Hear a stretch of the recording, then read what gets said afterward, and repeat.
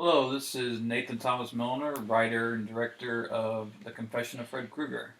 And this is Kevin Roach. I played Fred Krueger in this one. And DP Bonnell, I was the cinematographer. As you saw, we dedicated this to Wes Craven, who passed away about 2 weeks before the premiere, which really devastated. I mean, in general, I was devastated by that, but it was really hard pill to swallow with him passing so close to the reveal of a movie that I made for him, really. The little boy there, this fun story, he was supposed to film this day. It was about 100 degrees outside. We were all miserable. And he got to playing WWE video games inside while we were filming other things, and he didn't want to act that day. He wanted to play He wanted to be Randy Orton, not a little boy with GI Joes kissing. I think all the kids wanted to stay inside and play the video games. I don't blame him. I wanted to go inside and play video games. I'm 32 years old and I want to be Randy Orton today. Here we are with our quick glimpse at Kevin Roach. Or not. Fun fact, didn't we have somebody like pushing the button on that conveyor with like a stick? Yeah, like a broomstick. Just so they could be slightly out of shot. And a lot of these intro shots were just shot at the factory that we used for all the boiler room stuff, which is in Henderson, Kentucky. Some people may notice the font is a replica of the font that they used in the original film. We tried to keep it as close to the original as we could. Even the way the names are stacked, and yeah. And there's Kevin walking through my driveway. Yeah, that's your house, your backyard. Across the street from the Roseanne house. Yes, the kids' mothers were taking pictures and selfies in front of it. Beautiful Evansville, Indiana. A lot of people asked if this was like the prison that they shot the movie the original in. It was a machine shop in Hendersonville, or Henderson, Kentucky. Didn't they, I mean, not going into the details, but didn't they have a product that we legally weren't allowed to show on film, so we had to kind of they had crush like it? They had like a government contract that had to shoot around for some sort of military application. So, I don't know, use any kind of a conspiracy theory you want there. And that alley has actually been shown in several films with me and Nathan now. Yeah, we had to start shooting in different directions every time we did. Very iconic alley. I think that alley's kind of my my Evil Dead car, like my Sam Raimi. That's your Oldsmobile. We're gonna find a way in it, but one day you're going to make, years down the road, a really big budget movie, and whoever's living in this house at the time, you're just gonna be like, we need your alley. I want people to take whatever. They're probably not going to be doing selfies in 20 years, but whatever they're doing at that time, I want them to be doing it in front of this house and be like, that's where David lived. That's where David lived. Holograms. They're probably going to be throwing rocks. Let's be serious. All that paperwork on there, those were big, giant dry erase boards, which they didn't have in 1973 when this film set. So a lot of people are like, ooh, look at the Easter eggs. He put in the Zodiac Killer, and I don't know who else was in there. Like, Charles Lee Ray. I'm like, nah, it was just because I needed period wanted posters, and just to cover all that the dry erase board. That's one of our few visual effects shots in it, where I had to take out an internet port. Oh yeah, I forgot about that. It's one of those visual effects shots that no one will know as visual effects, and if they don't know it, then I did my job well. And there's the Bobby England missing poster. Now, was the internet port behind me? Mm-hmm. Okay. I only had to take it out, I think, twice, because the rest of the time you blocked it with your body. So you were good for something on set. Yeah, well. That was your pimp jacket from another movie, right? Yeah, and that actually belongs to somebody else, and it's been in storage in a closet in my basement. I keep forgetting to get back to him, which I'm glad, because I love that coat. But I ran into him in a bar one night, and I told him, I said, well, I've got it safe. And then not even like a few weeks later, you asked if I had a leather jacket. It's like, yep. So depending on when you're listening to this, thank you for the jacket, yes. Or I hope you got the jacket back. No, he still hasn't. I had a few people ask about Todd's knuckles there being bruised or scraped, and you see the fresh wounds on Kevin's face. It's because, Jim was the one who arrested him and kind of gave him a beating before they got there. I did really love when we put the initial promo shots out for this. All the people that were like, "Why is Freddy in blackface?" That's racist. They didn't realize that it's just grease and dirt. Yeah, no, we wanted to cast a black person, but we don't know any, so then we went blackface, and then we thought maybe we shouldn't be doing that. Yeah, probably No, not at all. Yeah, the reason was, I was taking it back to the original Freddy, and in that film, he lived in the boiler room, and he had a bed in the boiler room, so I just figured, Freddy's working and living in this place. He's not worried about hygiene. He's sweating, he's got grease on his hands, he's getting on his face, but also I came up with the idea of kind of a war paint thing, that he's trying to scare these kids. Fear is what he lives off of, so later on in the movie, you see him put grease on his face as sort of a war paint, or, getting ready, or even as a camouflage to hide in the shadows from people. So he just hasn't cleaned in a while. I think the worst part about that whole makeup process was, Lisa Duvall, who did our makeup, she was great, told me not to cut my nails for a while. And I had no idea why. I just figured she wanted to stick some dirt up underneath them or something. And she told me to go a few weeks without cutting my nails, maybe longer if I could. And I get there and she just goes, "Give me your hand," and then proceeded to rake my nails across the charcoal brick. Which, one, I cannot stand the sound, and two, the actual feeling of it. I almost threw up just from the feeling of it. It was so awful. I love the reactions we get from these two. Yeah. Just the way they play off each other is just beautiful.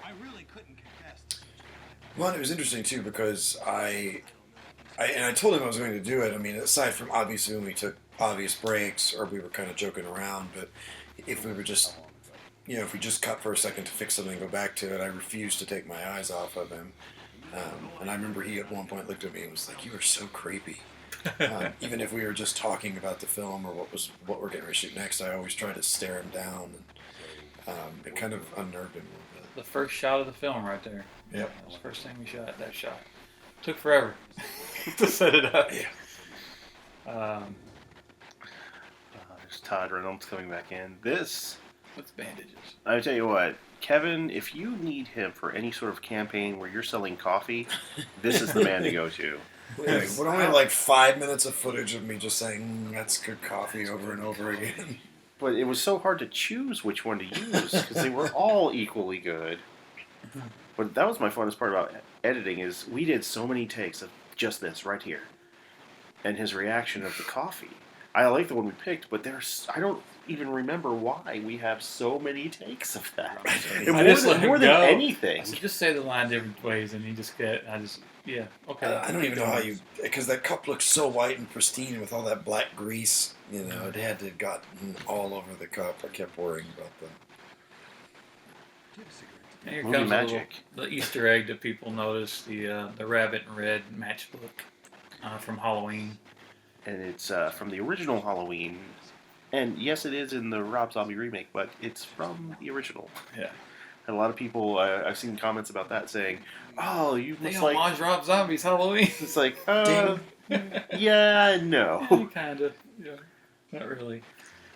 It just came out in the writing. I need matchbooks usually come from a hotel or a gas station or something, and I was thinking, "Oh, what am I going to use?" And then I'm a huge Halloween fan, and luckily, first Ben from Fright Rags, who I'd worked for, had some made, but they were like little notepads. They didn't have matches in them, and then luckily, one of my friends on Facebook saw me post about it and had one, so that's what he sent it to me, just using the film.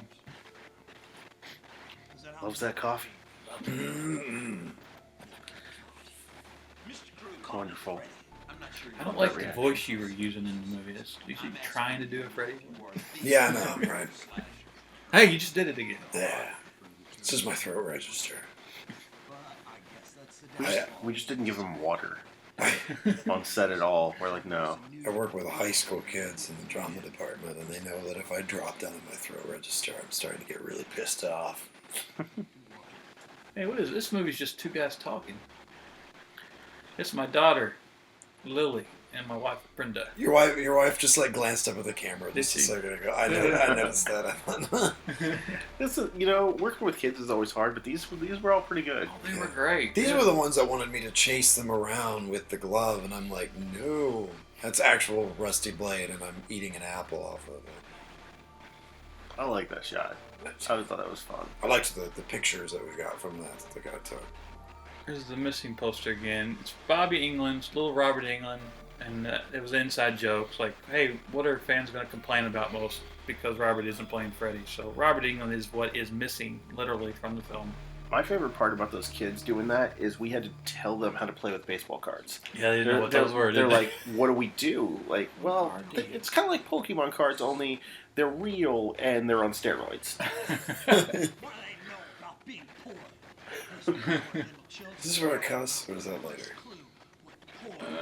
That's when you... I think it's a wider shot when you do Yeah. that because we see your hand slam down. Tell a funny anecdote about that. I love. Okay, what I love about the character there is where he's completely batshit insane, pissed, and then he goes calm, and then we're back to right there. I don't need your fucking help, asshole. Yeah. Well, and the line was, I don't need your help, asshole. And the reason the fucking came in there is because I kept screwing the lines up around in the scene, and I kept getting really frustrated with it. And during one of the takes, I was so mad. I said, I don't need your fucking help, asshole. And I immediately was like, oh, I'm so sorry, I didn't mean to do that. And you were like, no, we're going to keep it. Yeah. It was real anger.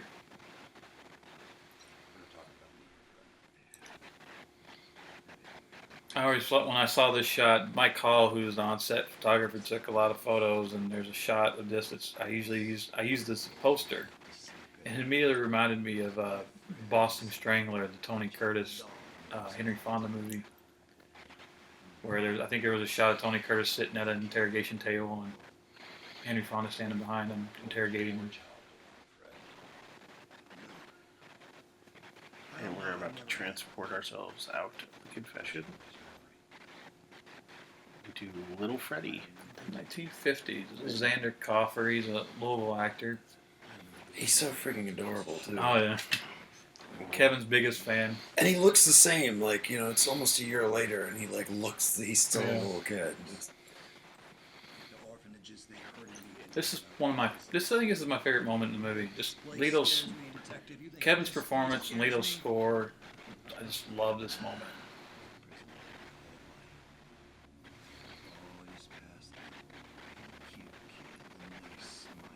The whole motivation of Freddy, like something Robert said when he was in the makeup chair getting all this crap put on him. He was 36 or so at the time and feeling like he didn't really have a future, or never be a leading man. And here comes 20-year-old Johnny Depp into the makeup chair in Heather Langenkamp. And he said, here they are, these two beautiful young people, these young actors who have their whole careers ahead of them. And I'm, a middle-aged character actor. I'm never going to have that. So that resentment and that anger towards the youth and beauty he used for Freddy. There's the big boy bank. Which is a lot of different places. We got a message that someone from Cincinnati wondered if we shot in Cincinnati because they have big boys there. But that's actually, I think it's a Midwest thing. I think they're all over the Midwest. Started in California. There's like a lot of franchises that use Big Boy. I remember them from one of the Austin Powers movies. Yeah, when they blasted into space. Yes, that's what I remember Big Boy from.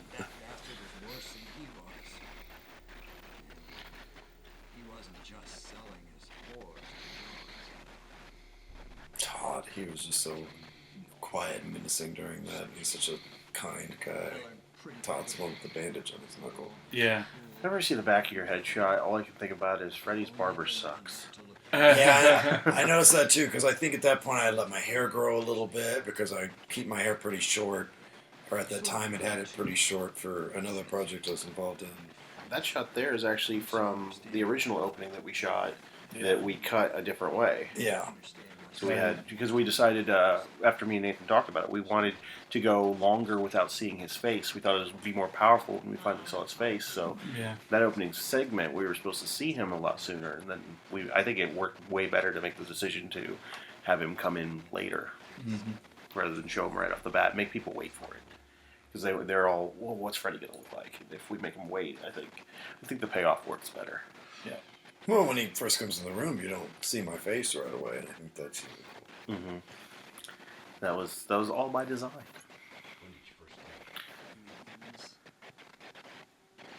Oh, here's the dead animal that was actually this big, giant cartoon stuffed rabbit that Lisa had for her kids. It's pretty awesome how, with the way she does effects and just the way we shot it, that it looks pretty gross.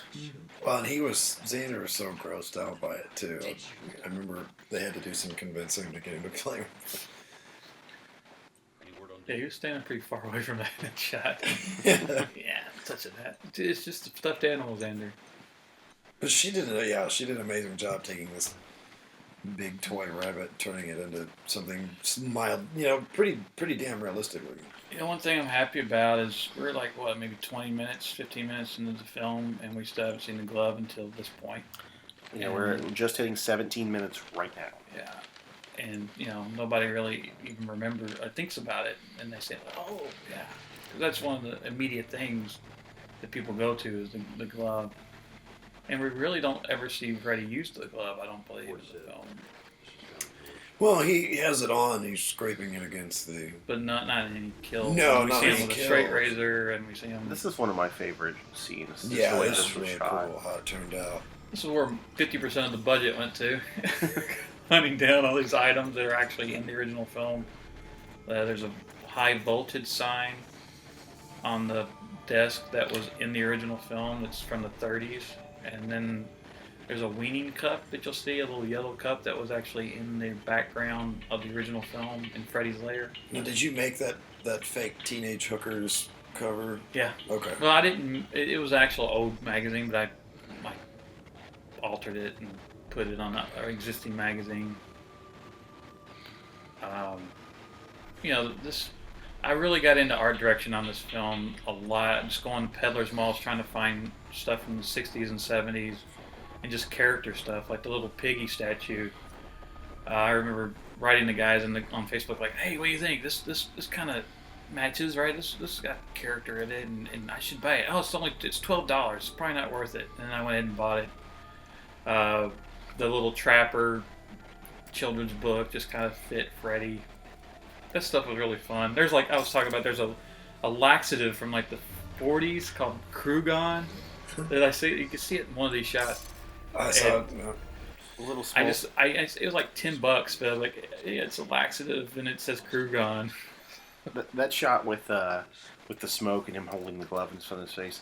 Originally, I had a fog machine, and it just stopped working when we got it there. So, luckily, Kevin is a vapor, and we just had him blow smoke and then David looks at roll me and camera. says, "Vape, Kevin, vape." Low budget movies, right?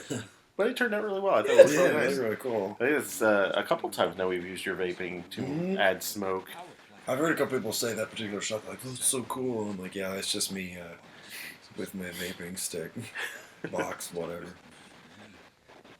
Now this was really cool to shoot, but I'm pretty sure we weren't supposed to be there or on top of that. No, we had permits. Don't worry about it. This is beautiful downtown Owensboro, Kentucky. My family again.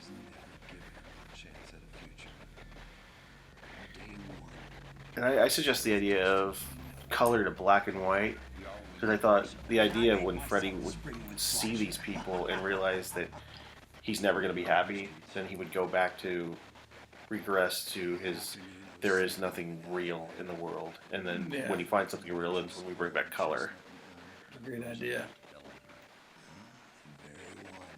It was really because I just didn't feel like coloring those shots and make a match. And I'm like, if I do them black and white, it's going to be fine. It's easy to match then. This was some of the most fun to shoot, I think, as far as the outdoor shots go.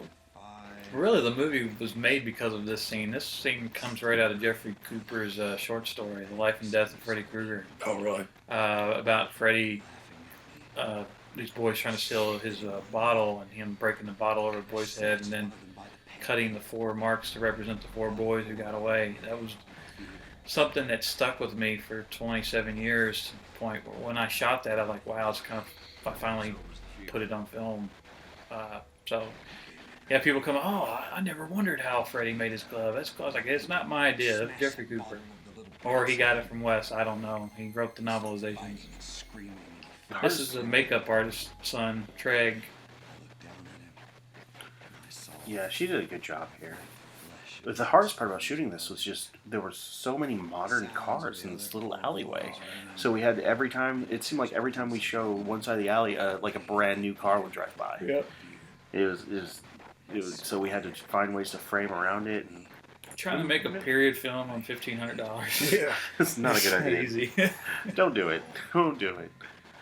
It's the same thing at my house. It's like, all right, how do we shoot this and not show the semi in front? To talk about the glove, it was made by my friend Brian Sills in Texas. And he put an actual P210 case tomato knife on the index finger, which is the actual brand that they used in the original film, which those go for a lot of money. He just kind of, I threw one on there. It's like, well, I appreciate that, but you didn't have to. Those aren't cheap. Good makeup by Lisa there. Yeah, she did great. And it was her kid, so like she was constantly going, just sit still. It's going to take a little bit. Well, yeah, with just no money, she does a really great job with low budget and just making it look the best she can. She's really great with prosthetics too. She actually made a model of my own severed head for a theater play that I did. Did you get to keep that?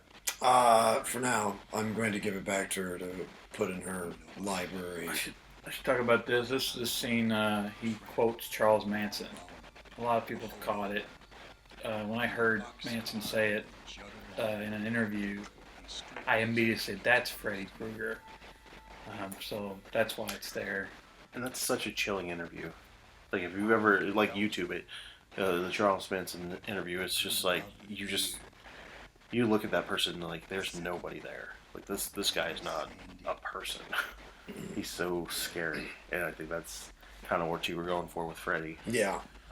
Well, yeah, the Iceman confessions and those serial killers videos, interviews, really played on the whole development of this idea. Because I did a lot of studying on serial killers in the 90s when I was working on a comic book I was doing.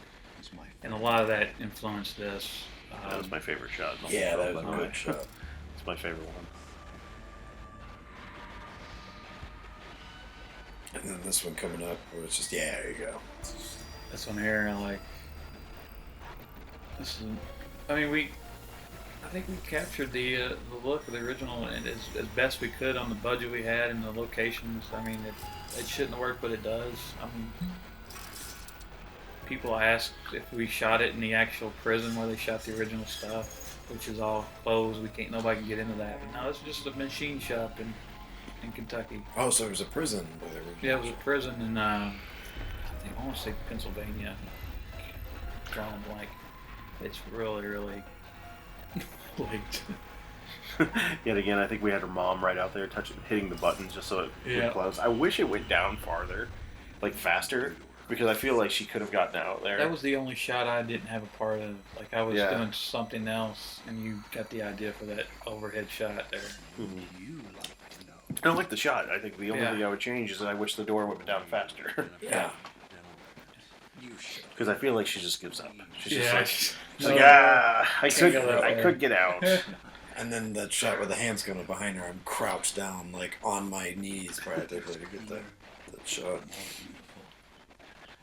My big problem with the prequel, if they ever had made one, was I didn't want to see Freddy murdering little children. I mean, that's Freddy in life murdered 5, 6, 7-year-old kids, and that was always a problem. So I tried to not show any actual murders. The only kid you even see get damage on him is Treg, who was about 15, I think, or 16. Well, not quite that. Maybe 14, 15, something like that. This was fun to edit. Yeah. That line. nod to part 2. He already said. He said, "Yeah, Daddy can't help Daddy you can't now." help her now. That was It's tough when you're working real hard, and I think if I remember correctly, I had quite a fever during this part of the shoot. Oh Yeah, yeah, you man, were you sick. were really sick. I'd say, you want to stop? He's like, no, I'm good. But he came running in, and like I was just trying to shoot it, and then I got in the editing bay and realized, oh, none of these shots match. So I just jumped it around, and that's probably like I think it's like 5 or 6 takes just to get just all cut together to make that work. And I thought it worked pretty good. I think from the first thing I showed you until the last cut, you were pretty happy with what we did. I love his reaction here. Yeah. I know I already said it, but I love the "but I have so much more to tell you" line. Yeah. Yeah.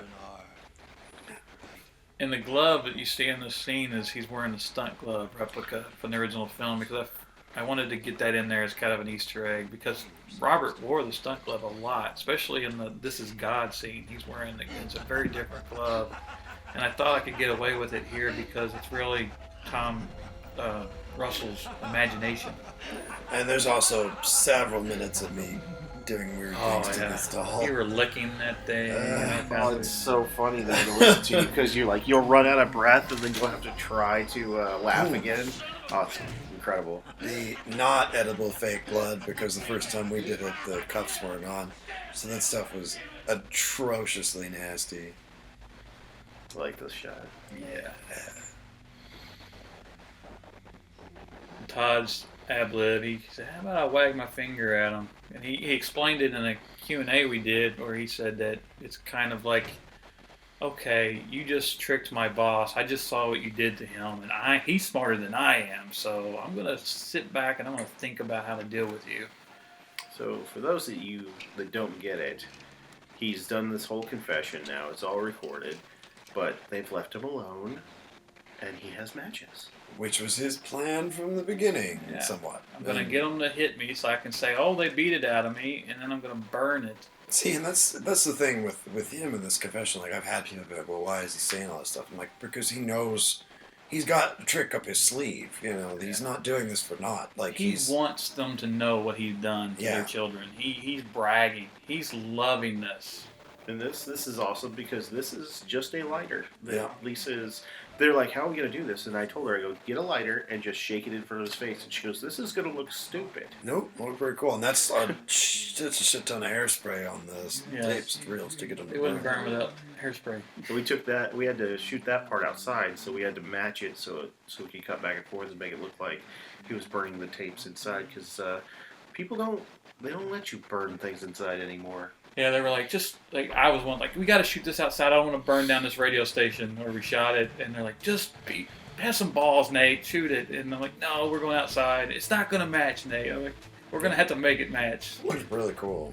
It came out. I love that ending. I love how it ends just so abruptly. And there was one thing when I listened to the song to learn it. Like, I'm not really a bad singer. Like, I can carry a tune, but like I wanted to kind of keep it very deadpan and very quiet. You know, not the maniacal, cartoony Freddy. Yeah. You know, I wanted to keep it very subdued, and this is a man who just knows that he's gotten away with everything. Yeah. Speaking of music, what is this song? It's This the Tiger song's Lilies. called Terrible by Tiger Lilies. It's a really messed up song. It's a very sick song.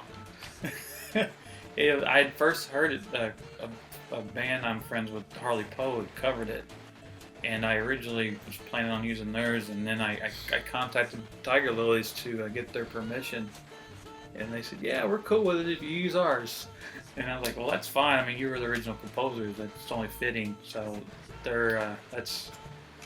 I remember Nathan from Horror Hound, I worked for, he said, you just ruined my day, because I thought that was an original song. He was the world's biggest Harley Poe fan. And saw the movie, and he's like, you just bummed me out. All the thanks here, and thank you guys for sticking around. Oh, did we miss Dolly's name? Yeah, I think Dolly's. Dolly in we there. missed Dolly. Yeah, I stuck her in there because everyone else had like a. No, it's coming up right Dolly here. Bonnell, the dog that no one knows is a dog. Yeah. I had to sneak it in there. There she is. Yeah. Because everyone had their significant others or, daughters or something in there. And I'm like, I just have a dog. I'm like, I'm putting her in. That always gets a laugh. The way it holds her arm in the making of the Yeah, film. it's weird. It like weirds me out. And then this, Everybody laughs. The at this Rent one, like, I don't think anybody gets. It's an inside joke. People, some commenter that was extremely rude and felt the need to post several things on when we previewed the trailer said that I look like, is it Adam Rapp or Anthony Rapp? Anthony from Rent? Rapp. And his comment was, what, they get the guy from Rent? Yeah, a lot of people didn't see Kevin coming. A lot of people doubted him. People said, why don't you use this guy from this other fan film or this fan film? Who is this? This is Caitlin. She's playing Nancy. She cannot see anything. And that was she wears glasses. That was the director cameo. He did the voice of Freddy for that because he can do a much better Robert Englund voice than I can. And there you have it. Thanks. Thanks a lot. Hope you enjoyed it.